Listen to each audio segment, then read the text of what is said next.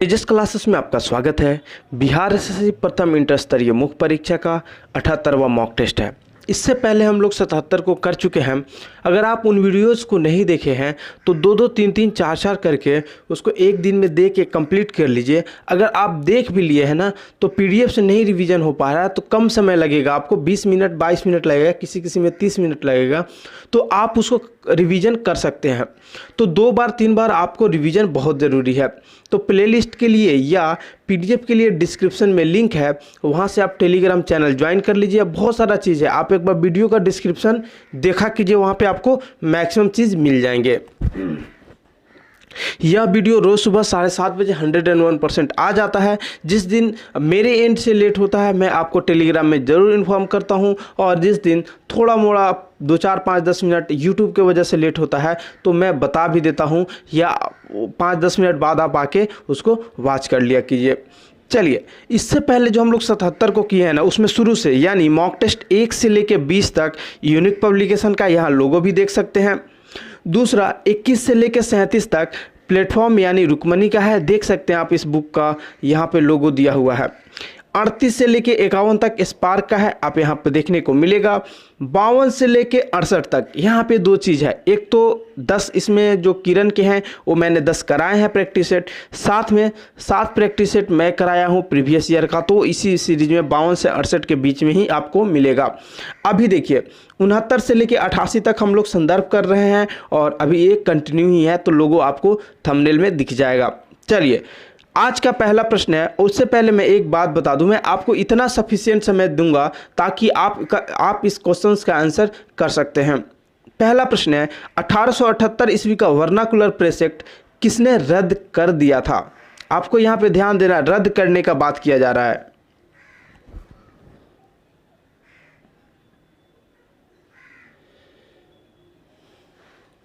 तो Lord Ripon, रद्द करने का काम लॉर्ड रिपन ने किया था। देखिए, जो वर्नाकुलर प्रेस एक्ट था ना, 1878 में लॉर्ड लिटन के द्वारा लाया गया था, ठीक है, लेकिन 1880 में इसको 2 ही साल बाद जब लॉर्ड रिपन आते हैं तो इसको ख़त्म कर देते हैं। अच्छा, एक चीज़ और होता है, जो वर्नाकुलर प्रेस एक्ट था इसको भारतीय भाषा में मुंह बंद करने वाला अधिनियम या गैंगिंग एक्ट भी आप इसको बोल सकते हैं। अगला प्रश्न है, किसके शासनकाल में मुगल चित्रकला अपने चरम पर थी?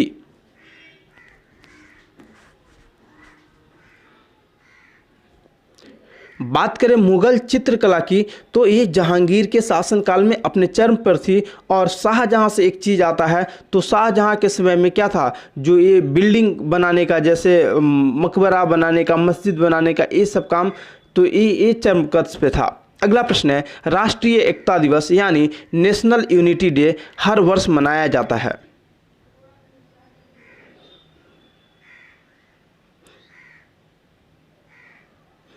तो नेशनल जो यूनिटी डे है, राष्ट्रीय एकता दिवस, एकता 31 अक्टूबर को आपको याद रखना है। अगला प्रश्न है, निम्नलिखित में से कौन सा भारत का सर्वोच्च असैनिक पुरस्कार है?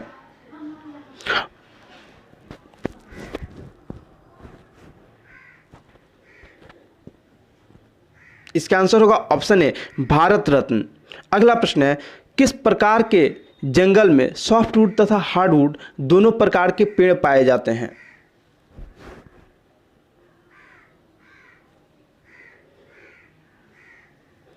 इसका आंसर होगा ऑप्शन डी, टैगा वन में सॉफ्टवुड और हार्डवुड दोनों प्रकार के वन पाए जाते हैं। भारत में पहला पशु किसान क्रेडिट कार्ड कहाँ वितरित किया गया?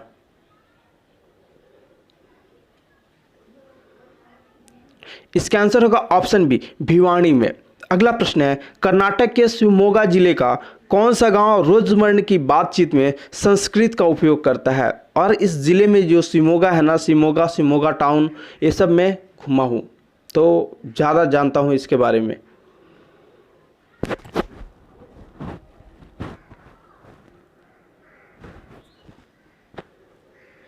इसका आंसर हो जाएगा ऑप्शन सी, मत्तूर। मत्तूर क्या है, ये जो एक जगह है जहाँ पे लोग संस्कृत में ही बात करते हैं, जबकि कर्नाटक का ऑफिशियल लैंग्वेज अगर बात करें तो कन्नड़ा है, कन्नड़ जिसको बोलते हैं। अगला प्रश्न है, पश्चिमी घाट में कौन कौन सी नदियाँ निकलती है?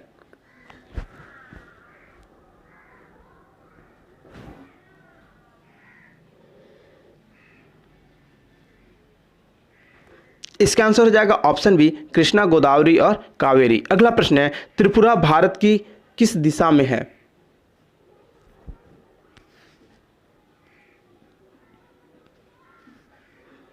तो नॉर्थ ईस्ट के भी नाम से सब जानते ही हैं, सेवन सिस्टर्स के पास में ही है वो भी। अगला प्रश्न है, भारत में सबसे बड़ी सिंचाई नहर का नाम है? बात करें भारत की सबसे बड़ी सिंचाई नहर, तो यह है इंदिरा गांधी नहर। अगला प्रश्न है, निम्नलिखित में से किस राज्य की सीमा पड़ोसी देश को नहीं छूती है?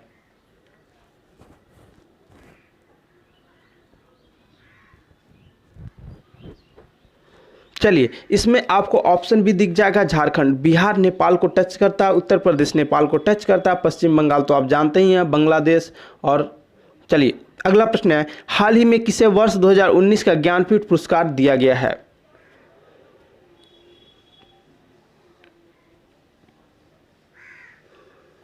– 2019 के ज्ञानपीठ पुरस्कार की बात करें तो Akkitham Achuthan Namboothiri, option C correct हो जाएगा। अगला प्रश्न है, निम्नलिखित भाषाओं में से किस भाषा को बोलने वाली की दुनिया में सबसे अधिक संख्या है?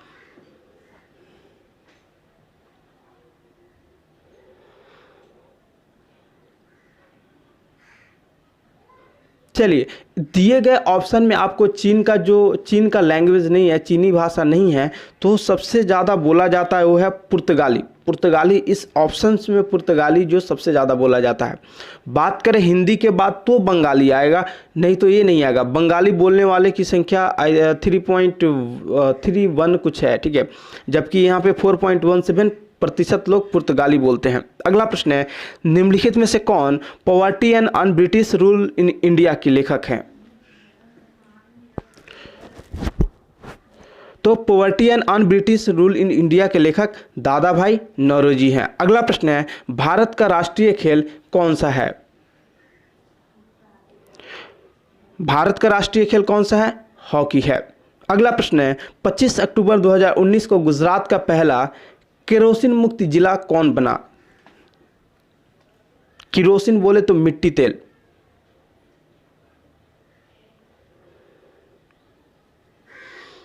इसका आंसर होगा ऑप्शन बी, गांधीनगर, गुजरात का एक जिला है। अगला प्रश्न है, सुमेलित करना है आपको। कूट 1 दिया है, कूट 2 दिया है, 1 से 2 को सुमेलित करना है।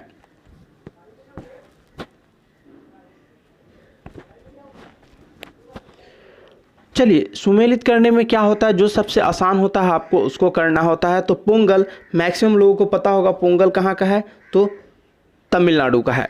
दूसरा ओणम है, ओणम कहाँ पे है, तो ओणम केरला का है।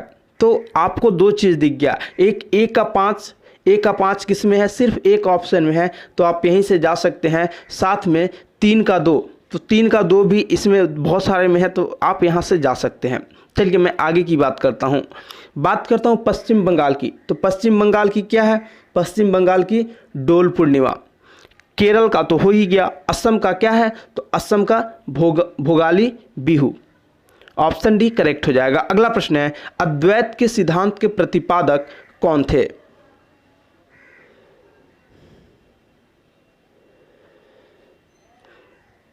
अद्वैत के सिद्धांत के प्रतिपादक श्री शंकराचार्य थे। मैं कितने बार करा चुका हूं इस क्वेश्चंस को, अब तक तो आप लोगों को याद हो गया होना चाहिए। अगला प्रश्न है, भारत में निम्नलिखित में से कौन सा सदन अधिक शक्तिशाली है?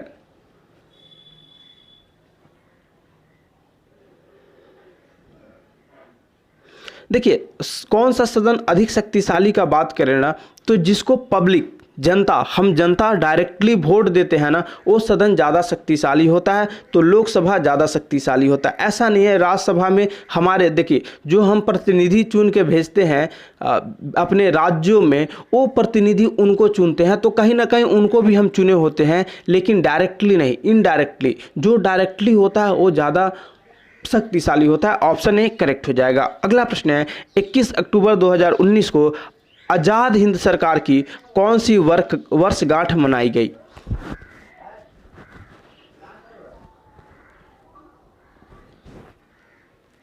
बात करें 21 अक्टूबर 2019 को आज़ाद हिंद सरकार की तो 76वीं जो वर्षगांठ थी वो मनाया गया था। अगला प्रश्न है, समानता किसे भारतीय पुनर्जागरण का जनक माना जाता है?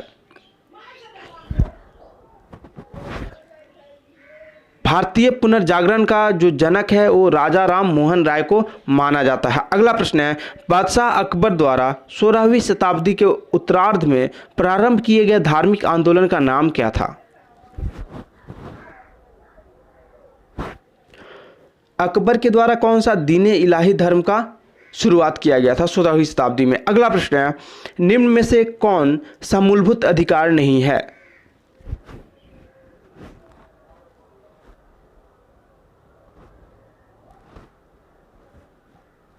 चलिए, अगर आप चारों ऑप्शंस को देख लिए हैं तो समानता का अधिकार आप बोलेंगे ये मूलभूत अधिकार है, संपत्ति का अधिकार नहीं, ये अब मूलभूत अधिकार नहीं है, तो ऑप्शन बी करेक्ट हो जाएगा। अगला प्रश्न है, निम्नलिखित में से किस स्थान पर सिंधु घाटी सभ्यता का बंदरगाह नगर स्थित है?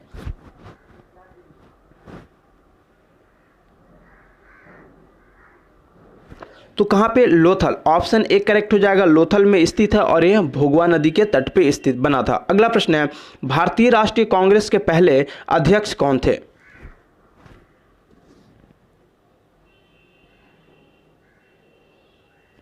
बात करें भारतीय राष्ट्रीय कांग्रेस के पहले अध्यक्ष का तो WC Banerjee, Umesh Chandra Banerjee, option A correct हो जाएगा। अगला प्रश्न है, निम्नलिखित में बाउल लोक नृत्य शैली किस राज्य में प्रचलित है? जो लोग वन लाइनर्स किए होंगे उनको ये सारे प्रश्न दिखे होंगे वन लाइनर्स में। वन लाइनर्स आपके लिए बहुत इंपॉर्टेंट है।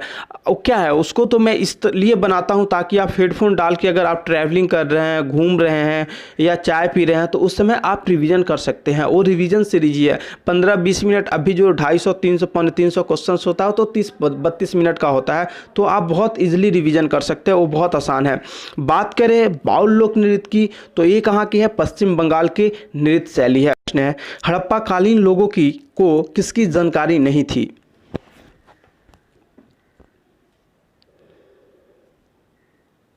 चलिए, बात हड़प्पा कालीन लोगों की थोड़ा सा डेप्थ में करते हैं। तो कुम्हारों का चाक, इसका प्रयोग करना उन लोगों ने सीख चुका था। आग जलाना भी इससे पहले ही वो लोग सीख लिए थे। साथ में गेहूं, तो गेहूं भी वो लोग बो रहे थे। लेकिन लोहा का जानकारी अभी नहीं, महाजनपद के समय होता है जब कृषि में अधिशेष होने लगता है। अगला प्रश्न है, अपनी रचना यामा के लिए किसे ज्ञानपीठ पुरस्कार मिला है?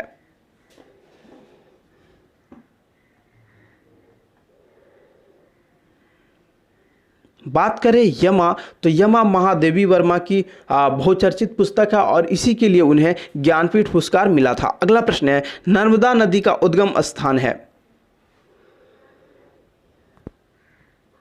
नर्मदा नदी का उद्गम स्थान कहाँ पे है? अमरकंटक में है। अगला प्रश्न है, हाल ही में किस खिलाड़ी ने भारत के 65वें शतरंज ग्रैंड मास्टर बनने की उपलब्धि प्राप्त की है? 65th, आपको ध्यान होना चाहिए 65th नंबर का जो आपसे पूछा जा रहा है। तो Sukumar Sen, option D correct हो जाएगा। अगला प्रश्न है, राज्यों के गवर्नर संविधान के अंतर्गत किसके प्रति अपने आचरण के लिए उत्तरदायी है?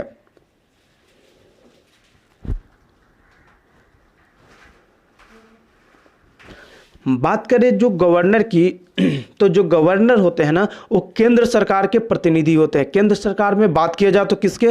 राष्ट्रपति महोदय के, ऑप्शन डी करेक्ट हो जाएगा। अगला प्रश्न है, लोकसभा को उसके कार्यकाल की समाप्ति के पूर्व ही भंग किया जा सकता है?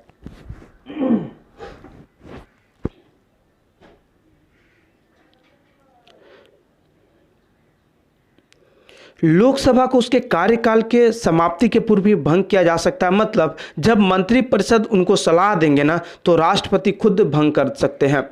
अगला प्रश्न है, निम्नलिखित में से किस अधिकार को डॉक्टर BR अम्बेडकर ने संविधान का हृदय और आत्मा बताया था?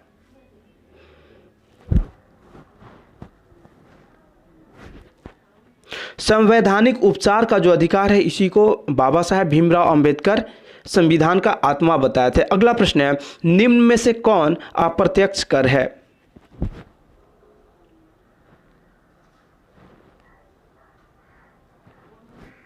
देखिए, अप्रत्यक्ष कर क्या होता है, जो डायरेक्टली नहीं लगा के इनडायरेक्टली लिया जाता है, तो बिक्री कर जो है ये अप्रत्यक्ष कर है। अगला प्रश्न है, सिंधु घाटी की सभ्यता, देखिए ये सभ्यता हो गया, सभ्यता होगा, को आर्य पूर्व सभ्यता किसके प्रमाण मिलने के कारण से कहा जाता है?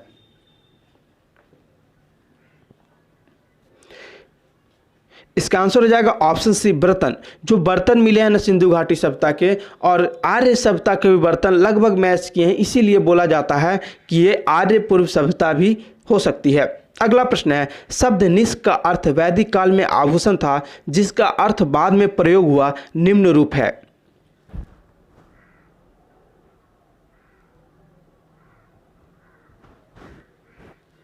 तो निष्क का जो बाद में प्रयोग होने लगा वो सिक्के के तौर पे, ऑप्शन डी करेक्ट हो जाएगा। अगला प्रश्न है, 12 नवंबर 2019 को किस राज्य की सरकार ने 15 साल से अधिक पुराने वाहनों पर प्रतिबंध लगाया है?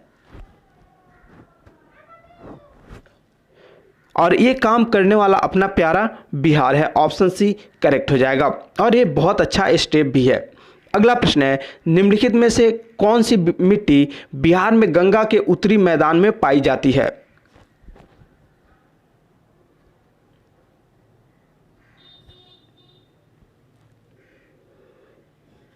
इसको बोलते हैं बाल सुंदरी, ऑप्शन बी करेक्ट हो जाएगा। अगला प्रश्न है, कर्क रेखा यानी ट्रॉपिक ऑफ कैंसर किस शहर के पास से होकर गुजरती है?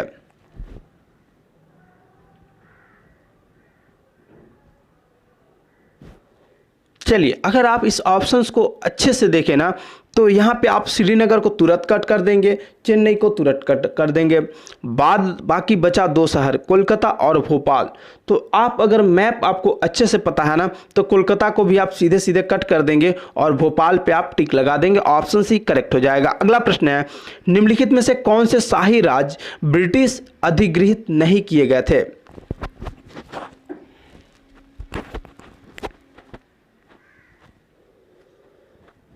बात करें कौन से शाही राज, तो सिंध, ऑप्शन ए करेक्ट हो जाएगा। ये अधिगृहित नहीं किए गए थे। ग्वालियर, अवध, सतारा ये तीनों कर लिए गए थे। अगला प्रश्न है, कोनेरू हम्पी किस क्षेत्र से संबंधित है?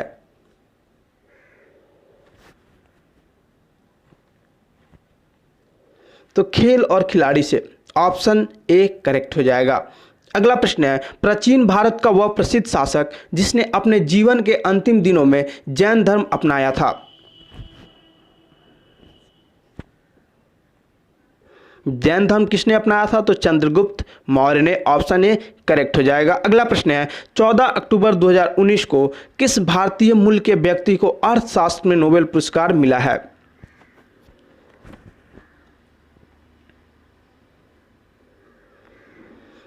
इसका आंसर हो जाएगा ऑप्शन डी, अभिजीत मेहरा। अभिजीत मेहरा बोल रहा हूं, अभिजीत बनर्जी को। अगला प्रश्न है, केंद्रीय मानव संसाधन विकास मंत्री द्वारा प्रौद्योगिकी प्रदर्शनी टेक एक्स का उद्घाटन कहां किया गया?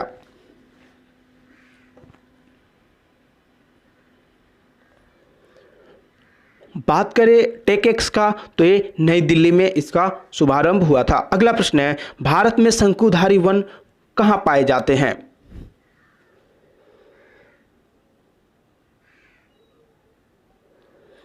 तो कहां पे? हिमालयी क्षेत्र में पाए जाते हैं। शंकुधारी वन कैसे होते हैं? तो ऐसे होते हैं। ठीक है। अगला प्रश्न है, उत्पाद शुल्क क्या है?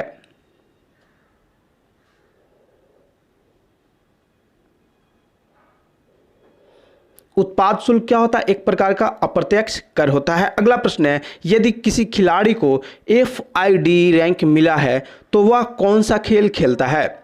बहुत मतलब समझ लिए कि थोड़ा सा क्वेश्चंस को अंदर डेप्थ में किया है, तो इस तरह के प्रश्न को आपको रिवीजन करना पड़ेगा या आपको प्रीवियस ईयर से देखना पड़ेगा कि कैसे खेल खिलाड़ी से कैसे थोड़ा सा डिफ़िकल्ट करते हैं।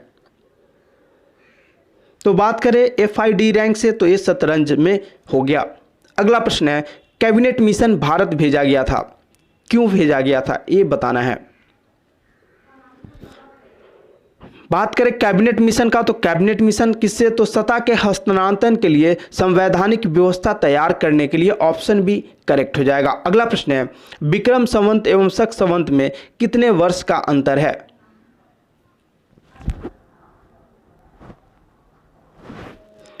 विक्रम संवत एवं शक संवत में कितने वर्ष का? तो 135 वर्ष का अंतर है। अगला प्रश्न है, भारतीय संविधान में कुल अनुसूचियां है?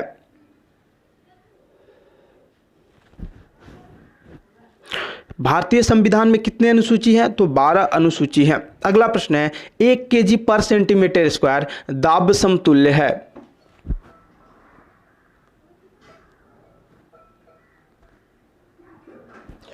बात करें 1 kg पर सेंटीमीटर स्क्वायर दाब समतुल्य होता है तो एग्जैक्टली अगर बात करें तो 1.04 के बार के बराबर होता है, लेकिन यहाँ पे नहीं है तो राउंड फिगर में आप आइए 1.0। अगला प्रश्न है, हवा का वाष्प घनत्व होता है? हवा का वाष्प घनत्व कितना होता है? तो 14.4। अगला प्रश्न है, हाइड्रोफोनिक्स क्या है? हाइड्रोफोनिक्स क्या है? बात करें हाइड्रोफोनिक्स की तो देखिए हाइड्रोफोनिक्स क्या है? जल में पौधे उगाने का टेक्निक है। यानी क्या हो जाएगा? ऑप्शन ए करेक्ट हो जाएगा, मृदा विहीन पादप संवर्धन। मैं यहाँ पे विहीन लिख दिया हूँ, मृदा विहीन पादप संवर्धन। अगला प्रश्न है, कृष्ण छिद्र अंतरिक्ष में एक ऐसा पिंड है जो किसी विकिरण को अपने से निकलने नहीं देता है, इसका कारण है?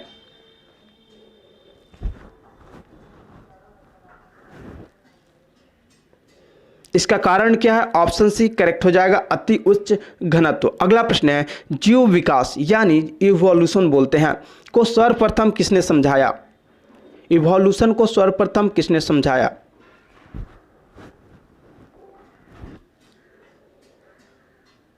इसका आंसर होगा ऑप्शन डी, लैमार्क ने। अगला प्रश्न है, केंद्रीय पर्यावरण वन एवं जलवायु परिवर्तन मंत्रालय ने 12 फरवरी 2018 को भारत की वन स्थिति रिपोर्ट यानी ISFR 2017 जारी की। यह रिपोर्ट प्रत्येक कितने वर्ष में जारी की जाती है? आपसे यहाँ पे करंट का क्वेश्चन नहीं है, आपको दिख गया होगा, ये डेटा के हिसाब से दिख गया होगा कि करंट का क्वेश्चन है, लेकिन एक करंट का क्वेश्चन नहीं है। अगर आप क्वेश्चंस को समझिए तो क्या पूछा जा रहा है, जो भारत की वन स्थिति रिपोर्ट है, वन स्थिति रिपोर्ट, वो कितने वर्ष बाद जारी की जाती है? एक करंट का क्वेश्चन नहीं है, मैं फिर से बोल रहा हूं।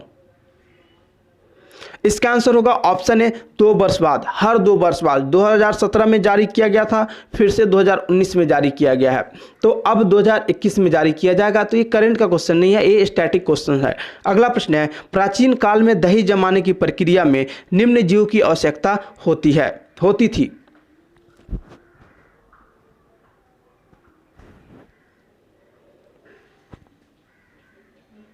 इसका आंसर हो जाएगा ऑप्शन ए, जीवाणु की। अगला प्रश्न है, प्रस्रव तरंगे क्या है?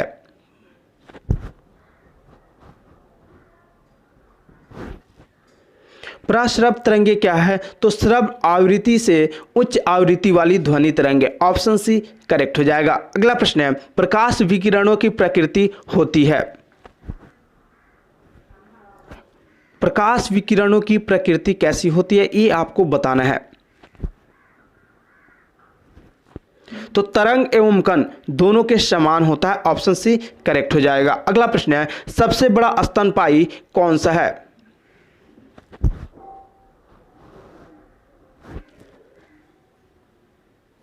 बात करें सबसे बड़ी स्तनपायी का तो ऑप्शन ए करेक्ट हो जाएगा, व्हेल मछली। अगला प्रश्न है, कोल गैस किसे कहते हैं?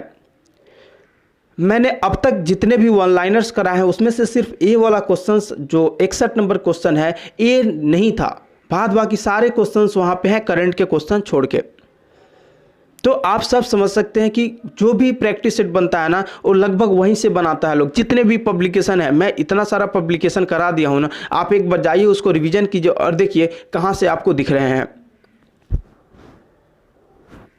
कोल गैस की बात करें तो H2 + CH4 + CO, option A correct हो जाएगा। अगला प्रश्न है, वायुमंडल का दबाव नापा जाता है? वायुमंडल का दबाव किससे नापा जाता है? ऑप्शन बी करेक्ट हो जाएगा, बैरोमीटर से। अगला प्रश्न है, निम्नलिखित में से किस वैज्ञानिक ने शुद्ध क्रिस्टल अवस्था में वायरस को सर्वप्रथम अलग किया था? दो चीज़ है यहाँ पे, आपको खोज और अलग क्रिस्टल से अलग करना, तो दोनों को आप लोग सोच समझ के आंसर कीजिएगा। देखिए, क्रिस्टल से अलग करने की बात किया जा रहा है, शुद्ध क्रिस्टल अवस्था से वायरस को अलग करने का, तो WM Stanley option D correct हो जाएगा। लेकिन जो इसका खोज था वो इवानोवस्की ने किया था, डी इवानोवस्की। अगला प्रश्न है, ऑक्सीजन को अपर्याप्त आपूर्ति में जब कार्बन को जलाया जाता है तो कौन सा यौगिक बनता है? ऑक्सीजन को अपर्याप्त आपूर्ति में जब कार्बन को जलाया जाता है तो कौन सा यौगिक बनता है? Carbon monoxide, option B correct हो जाएगा। अगला प्रश्न है, एल्कोहल में क्या होता है? ये आपसे पूछा जा रहा है, आपको बताना है।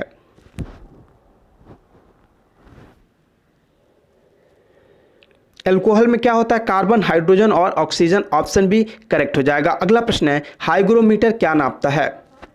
हाइग्रोमीटर आपसे पूछा जा रहा है, क्या नापता है? इसका आंसर हो जाएगा ऑप्शन सी, अपेक्षिक आर्द्रता। अगला प्रश्न है, श्वसन केंद्र कहां स्थित होता है?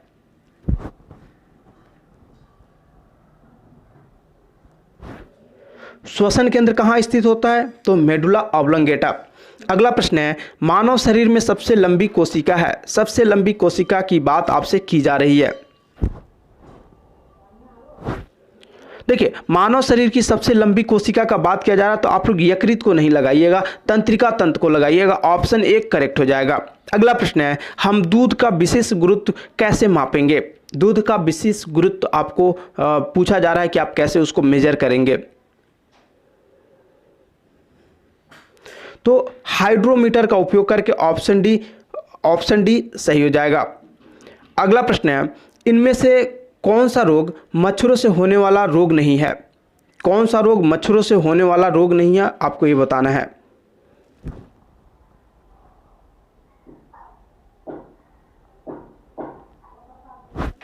चलिए, डेंगू बुखार, मलेरिया, फाइलेरियासिस, ये सब मच्छर से होने वाला है। जो घेंघा है ये आयोडीन की कमी से होता है। अगला प्रश्न है, प्रोटॉन तथा इलेक्ट्रॉन के द्रव्यमान का अनुपात है लगभग, ये लगभग होगा, लगभग में आपसे पूछा जा रहा है कि क्या होगा?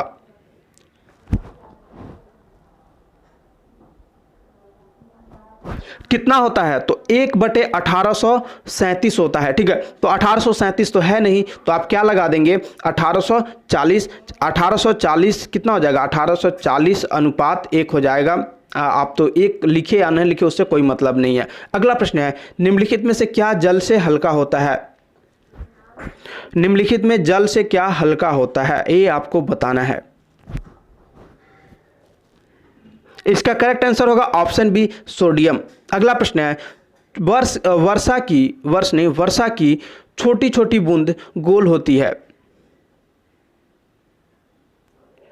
किसके कारण? तो पृष्ठ तनाव के कारण, ऑप्शन बी करेक्ट हो जाएगा। अगला प्रश्न है, कपड़े धोने की मशीन किस सिद्धांत पर कार्य करती है? कपड़े धोने की मशीन अपकेंद्रीकरण के ऊपर काम करती है। चलिए, यस्टरडे का जो मॉक टेस्ट था, वायु की संघटक गैसें समानता होती है, मैक्सिमम लोग सही दी है, कुछ लोगों का आंसर गलत है। मुझे ये समझ में नहीं आया इस प्रश्न का आंसर गलत क्यों हो गया। देखिए, वायु की संघटक आप सब जानते हैं, नाइट्रोजन की मात्रा बहुत है, 78% है, ऑक्सीजन लगभग 22% बोल सकते हैं।